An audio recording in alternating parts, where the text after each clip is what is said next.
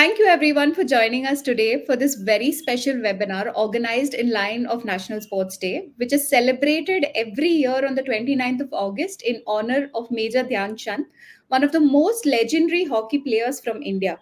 The topic for today, as you guessed it, is sports, more specifically sports injury.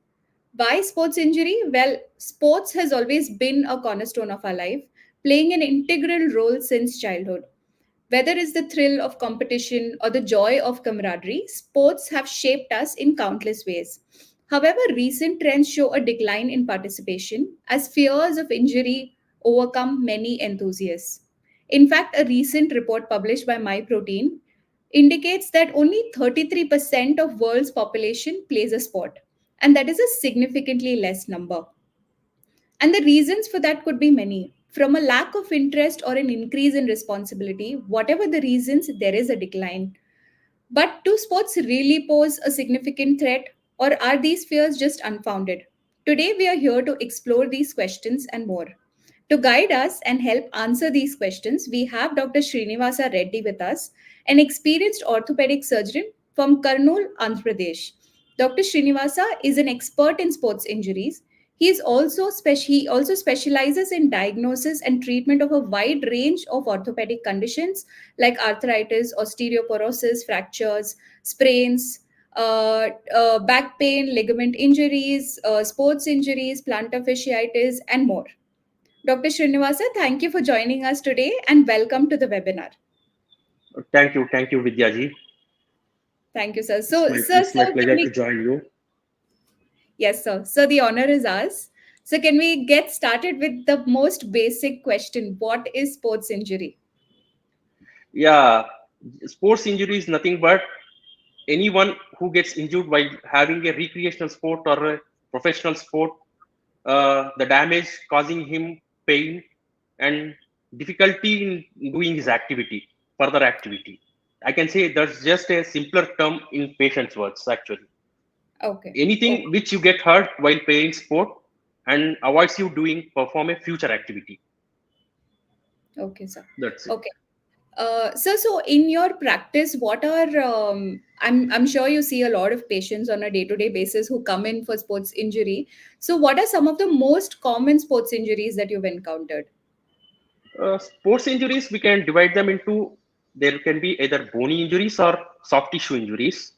Bony injuries, as we know, it can be a fracture or a dislocation. However, the soft tissue injuries, they are very wide and it can range from ligament strain, muscle tears, or they can be soft tissue skin injuries like bruise, abrasion. There are come under sports injuries, and we need to treat them accordingly. Okay. Okay, sir. And what among this is more common? Most commonly is the soft tissue injury because of the in athletes particularly we see ligament sprains, the most common ones, tears, uh, tendon ruptures, muscle Hmm. tears. These are the common things which we see. Okay. Okay. Sir, what is there any particular sport that is more prone to injury? Are there any sports or physical activities that are associated with higher risk, basically? Yes, some sports are having a higher risk, which involves like collision between players or collision between players and the what do I say equipment they use. For example, hockey. When we take our national sport, hockey, there will be collision between players and collision with the equipment. That is the hockey stick. In these things, these are the what we call as direct injuries. In Hmm. these, we can see major injuries like fractures, dislocations, these things. They can be, yes, ligament sprain also can be there. And some,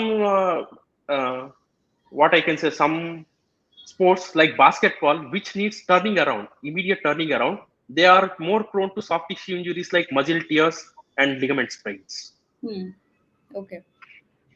Sir, what about running? Because a lot of people that I've seen personally also have picked up running. Yes. So Yes, is yes, definitely. That's a very good question. Running is more prone to actually. There is a nobody is using proper technique. Many are watching YouTube and they are like they get a The before night they are lazy, and early morning they want to be fit. They want to Yeah. be as fit as Usain Bolt, and they start running.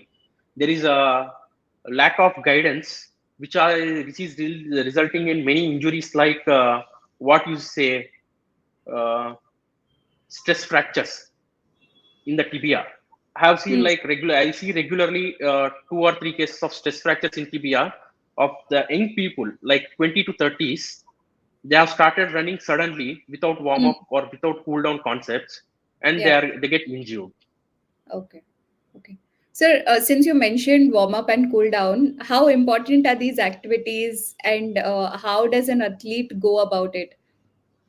Yes, definitely one needs to warm up before doing an intense work. There is a sequence, like you need to warm up, you need to stretch your muscles and ligaments, and then do the intense work, and then again cool down, and then again stretch the ligaments. The initial stretching will be dynamic stretching, and the later stretching will be a static stretching.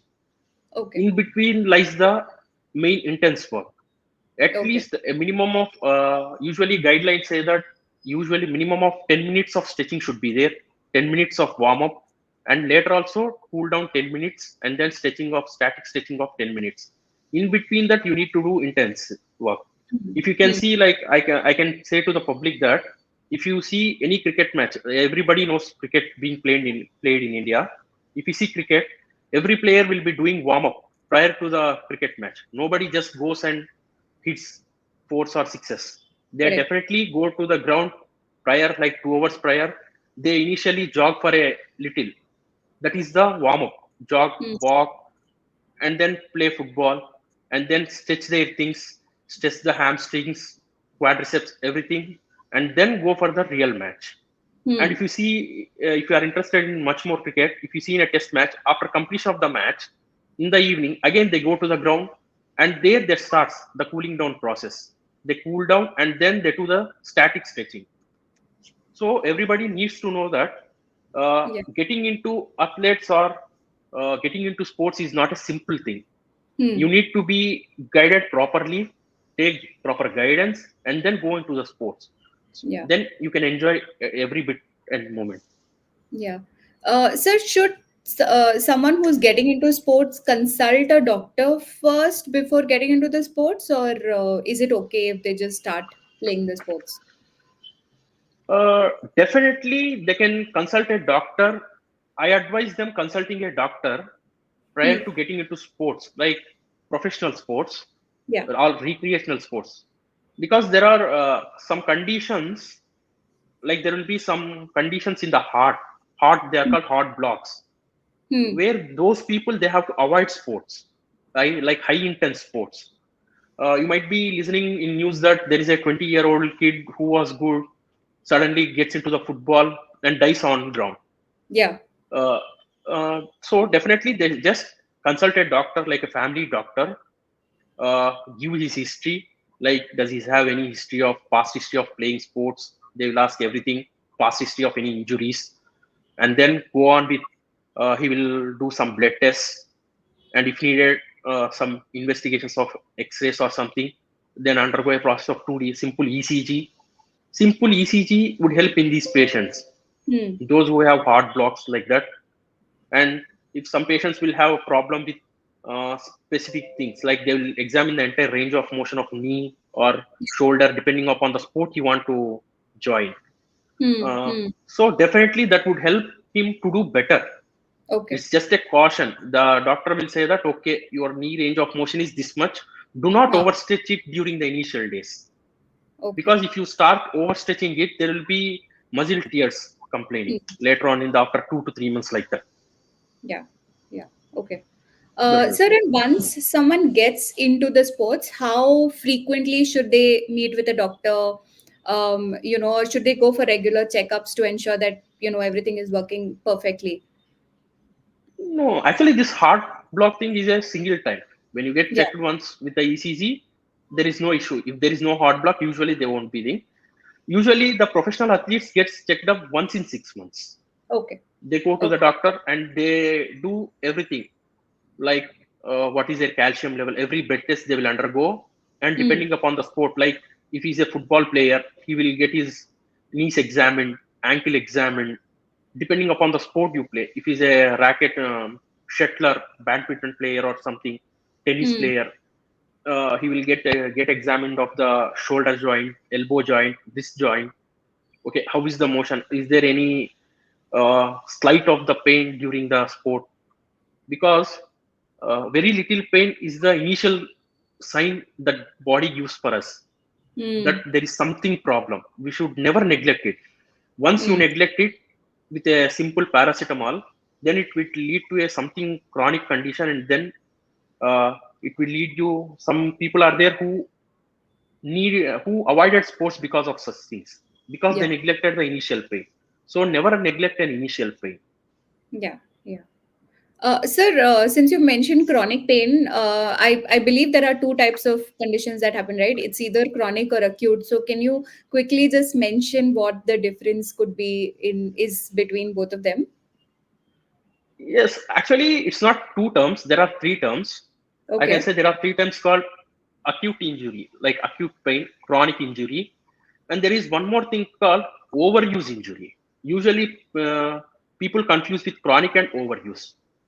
The acute one is something that I have already said you direct blow to the knee with a hockey stick. That is an acute injury resulting in a damage. Hmm. Chronic is when you have there is an injury and when you have repeated the same exercise, resulting in for like 2 months, 3 months, there is an injury. For example, there is a partial ACL tear that Hmm. is it is anterior cruciate ligament in the knee. There is a partial tear that is an injury, and chronically what you done is you have continuously done it. You have neglected the injury and then continuously did your workout or something, and that results in a chronic tear. That is a chronic injury. There is one more thing called overuse. Like you are doing too often, the sports need to be done in a particular pattern. Some they do too often or prolonged time Hmm. without giving proper rest. That Hmm. would lead to a overuse injury. That overuse injury, I can say like tennis elbow, else plantar fasciitis. These are Hmm. all comes with overuse. They are not a Hmm. chronic ones. Yeah. Yeah. Sir, also, since you mentioned plantar fasciitis, it is also commonly associated with people who are overweight. So, how do factors like age, fitness level, weight, and all of that play into sports and sports injury? Yeah, definitely fitness level is the far most important thing. See, as age increases, our strength decreases, our capacity, like maximal capacity decreases. Hmm. So the sports which we choose, like what the thing which we want to do, either recreational or professional, should be suited for the age. First thing, that thing. Second thing, what you have asked is, uh, sorry, what you have asked. The second thing, Sir, age, age. fitness level, and previous injuries and weight also. Do all of Yes, that yes, affect? Yeah. yes. Okay, I will start from the first age. Uh, Age, as the age increases for a person, uh, the energy levels decreases, and also the strength of the person usually is decreased. So the recreational sport or professional sport he chooses should match that thing. Hmm. And then the fitness level also decreases as age progresses. The balance, coordination, stretching, they come down slight bit. Yeah. So they should not try too high sports. Like a person with the age of 65, 70 can't play the sport, like for example, football or cricket as a 20-year-old person. Hmm. And Hmm. everything, the body, the respiratory tidal volume, what we say, that is the respiration, in and out capacity, heart, heart capacity, everything decreases. Yeah. So definitely he should match that thing. Yeah. And the previous injury state, the way the previous injury, it's a very important thing and the most important risk factor, I say. Definitely, one needs to be very much careful if he is having any ligament tear or muscle tear, because a study has been done in United States. It Hmm. indicates that a person who has a previous tear is 20%. He's having a 20% higher risk of having another injury. like ligament tear or muscle tear in the future. Okay. So he needs to use some protective mechanisms, like he should not directly jump to use the muscle or ligament completely. He should gradually increase his potential to Hmm. such a level that there is no fear of him again a re-tear or re-injury. Yeah. Yeah. Sir, a lot of people also get into overtraining, like especially when they are new and getting into the sport. So, does like overtraining, lack of rest, and all of that also increase the risk for injury? Yes, overtraining in medical terms, what we call overtraining syndrome. This is seen in initial athletes, as you have said, initial training periods where they want to become fit in a day. Yeah. They start training very high. They do very high intensity without knowledge of the proper cool down and proper warm up, and then they lead to like they will have pain in the legs, everything, pain in the legs, fatigue, and Yeah. there are actually, I don't want to go into deep. There are three grades of overtraining syndrome, where the last grade is like depression, anxiety. These things do happen. Hmm. Hmm. This is because of lack of rest. You should, when you are into sports, you have to give proper time, that is appropriate time for the sport, and have a proper rest, proper sleep, and then get trained. Never Hmm. overtrain yourself. It is not going to do any better thing.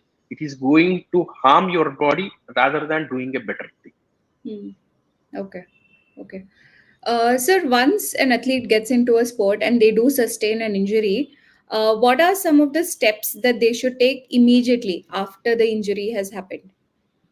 Okay, any injury, sports injury or a regular injury, or in any home, what we call the protocol is RICE, RICE.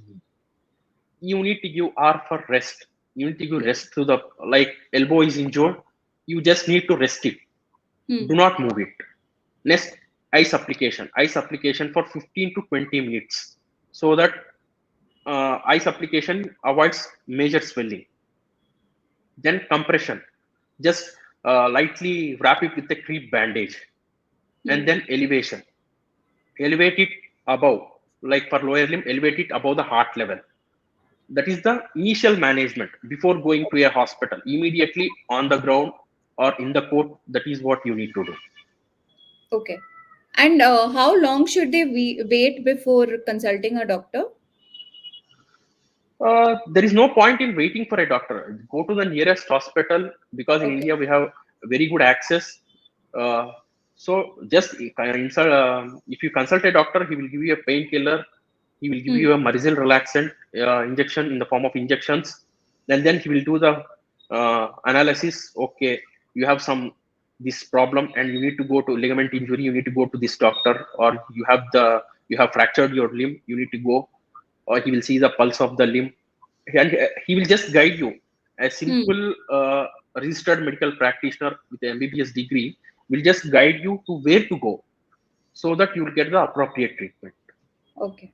Okay. Sir, is physiotherapy mandatory after a sports injury, or can they avoid that?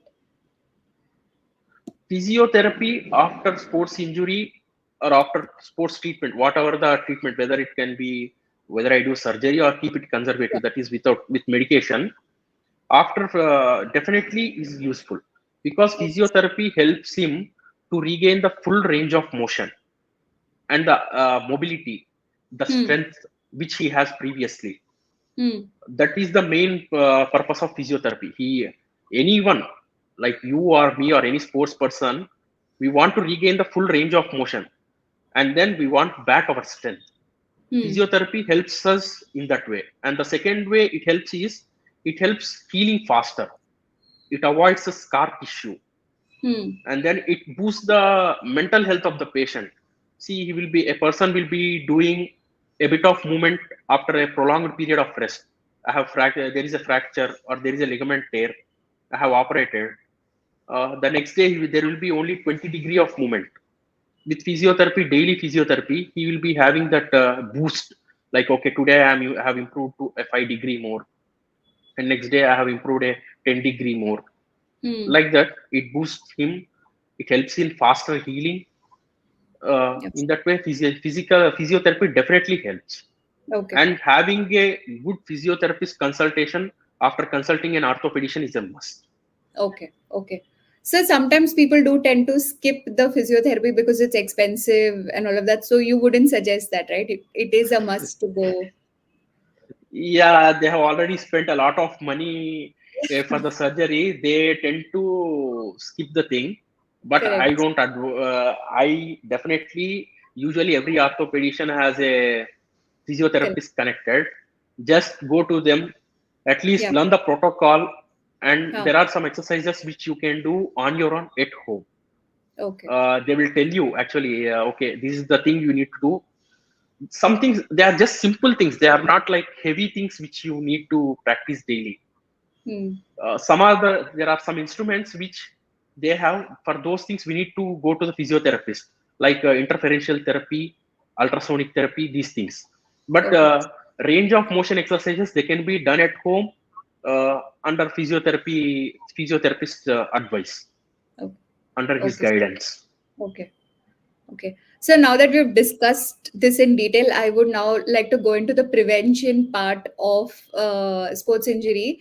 What is the must do? Like you've spoken about warm up and cool down, but are there any Yes. other measures that an athlete can take to prevent risk of injury?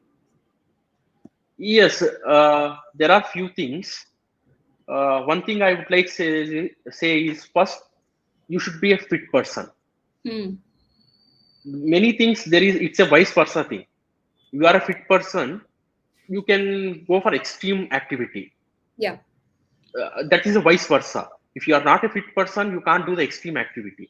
So Hmm. you should do the exercise according to your fitness level. Everybody knows their fitness level. Yes, I can like go for 1,000 steps, 2,000 steps. Everybody knows their fitness level. So slowly increase, gradually increase the fitness. Don't go for a uh, like I want to achieve my thing in a single day or overnight. The Yeah. second thing is, you should have a proper technique. Proper technique in the sport is a must. There True. are many sports, like sports trainers, usually when they come to me they say that many don't listen to them. They practice the faulty technique and then later get injured. Hmm. That is the thing. So having a good sports trainer, sports coach, and then using the proper technique is a must. Okay. And then the most important thing is using proper equipment, protective equipment, like arm guards, everything, helmets, in the mouth guards, everything, teeth guards, everything. They have to use those things. Okay. And then they warm up and cool down. It is a part of the sports thing, and the coach will tell you how much time you have to warm up, how much time you have to cool down. It is Hmm. not like fixed thing, 5 minutes, 5 minutes. It differs from sport to sport. And Yeah. also the most important thing which many doctors doesn't tell you is proper dehydration. That is the thing which gives the energy. Proper Hmm. dehydration is must while having sport. If you are not um, proper hydration, what I mean to say, not, you should avoid dehydration during sports activity. You should have proper hydration for every you should definitely, every sports person knows that I am dehydrated now, I want water. The Yeah. thing what they do is they continue the sport. Never do that. You have to Hmm. be properly hydrated and then continue the sport. That is the most important thing. Okay. And also they have to rest in between. Rest and sleep are must. Hmm. Yeah. So does the same rule apply that 8 hours of sleep, like if you've done an intense activity, does the same rule apply 8 hours of sleep, or should they aim for slightly higher sleep range? Sleep range differs from person to person. Like, it is not a fixed thing. Hmm. Every person has a different sleep pattern. It is actually a very in-depth concept. Like, Okay. you might be sleeping, you might be feeling well after 7 hours of sleep. I might need 9 hours of sleep. It's Yeah. not like that. Usually, the proper sleep is something when you go to bed and wake up, you doesn't feel any discomfort. Like, you don't have any weakness and you are ready. Okay, I am ready to go for once again a activity. That is the thing. Hmm. After waking up from bed, you should never feel any weakness or pain or discomfort. That's the thing. Okay. Okay. That is the proper amount of sleep. It differs from person to person. Okay. Okay. Sir, is does diet also play a role in preventing sports injury? Yes, definitely. Now, uh, the protein, it differs from person to person. That's also because the lean mass is different from person to person. It depends upon the stature and the thing. Uh, Definitely having a wholesome diet. Uh, Usually, sports person need to include eggs, or if Yeah. he's a vegetarian, he needs to include dal, like I can say akka masoor, Hmm. rajma chawal, these things, so that he get the right amount of proportions. The Yeah. vegetarians needs a higher amount of food to get the same quantity of protein that non-vegetarians achieve. Yeah. That's the thing. Yeah. Definitely, Yes. it helps. You need to have a wholesome, good fat amount also, because fats do help for the final strength of the thing. Okay. Okay. Sir, what is your opinion on supplements? Because a lot of sports enthusiasts like suddenly buy a lot of supplements and they start taking all of it together. So, what is your view on that? Personally, I am against the supplements. You Okay. don't need any supplements, because in the ages of 20s and 30s, our body is ready to do anything. You give the right amount of food, it will digest, it will create the muscle. See, not everything is in the supplement, it is in your genetics. See, Yeah. your father is lean, your family is, everybody is lean short. You can't take 1,000 kilos of supplements and get highly, like high muscle mass. That thing you can't achieve. It Yeah. also depends upon your genetics. So I advise not to take supplements. There are many people who comes with later on damaged liver and kidneys because of taking these creatine supplements, high Hmm. protein diets, these things. So I Hmm. advise not to take those things. If you want to take those things, consult a doctor. He will evaluate your family also, like, okay, how, what is their built, what is Hmm. their nourishment, and then advise you, okay, you can take, it depends upon the weight actually. For this much weight of the body, you can take this much supplement. It is Okay. not like showing in TV, add 2 spoons of supplement and then eat, drink it or eat it. It Yeah. depends upon the weight. Every gram of it does count. Okay. So you need to definitely consult a doctor, a physician, or an orthopedician before taking a supplement. Yeah. Okay. Sir, I just want to ask a last question to you. Is there any advice apart from what you've already shared? Is there any advice, or would you like to conclude, whatever you've said, an advice to a young athlete or someone who's starting sports? How do they stay, in the game for longer? Yes, definitely. There are many more people coming up into sports activities. I advise them, do not jump into it. Have a first thing, have a good coach. He will Yeah. guide you what to do and what not to do.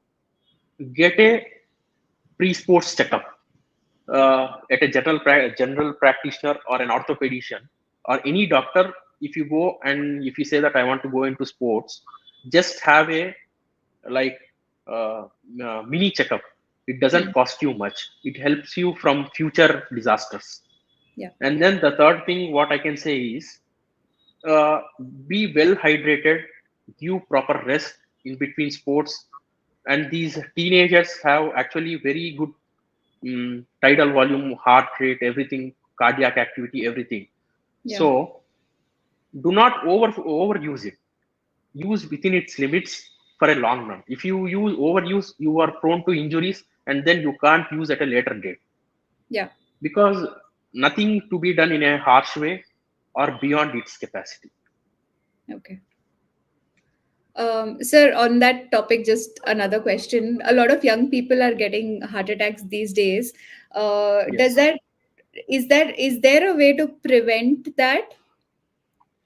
Uh, Prevent that is, there are few things which we should avoid generally.